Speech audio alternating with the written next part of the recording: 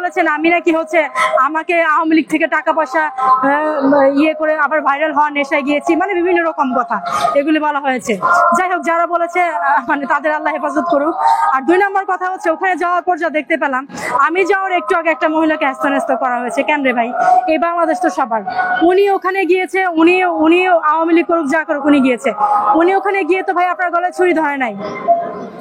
যখন বিএনপি ক্ষমতা ছিল তখন আর যখন হচ্ছে গিয়ে প্রশাসন, আর যখন হচ্ছে ওখানে হচ্ছে প্রশাসন ছিল, প্রশাসন তো ওখানে কোনো ভূমিকা পালন করে নাই। কেন করে নাই? আর্মি ছিল, কেউ তো কোনো কিছু পালন করে নাই। আর 32 কার বাবার সম্পত্তি যে 32 গিয়ে ভাঙতে হবে? ওটা কি আমার আপনার বাবার সম্পত্তি? ওটা তো আমাদের রাষ্ট্রীয় সম্পত্তি। ওটাতে কেন বাথরুম বানানো হবে? কি কারণে বাথরুম বানানো হবে? ওখানে যে বীরঙ্গনাদের যে নামে, বীরঙ্গনাদের পিতার নাম যে ওই বাড়ি, আমরা যে বড় হয়েছি ছোটবেলা থেকে ওখানে দেখে, ওই জায়গাটা আমার কথা পূজার দরকার নাই। ওইটা তো একটা পাবলিক প্লেস। ওই জায়গাটা কি কারণে ভাঙা হবে? কারণটা কি?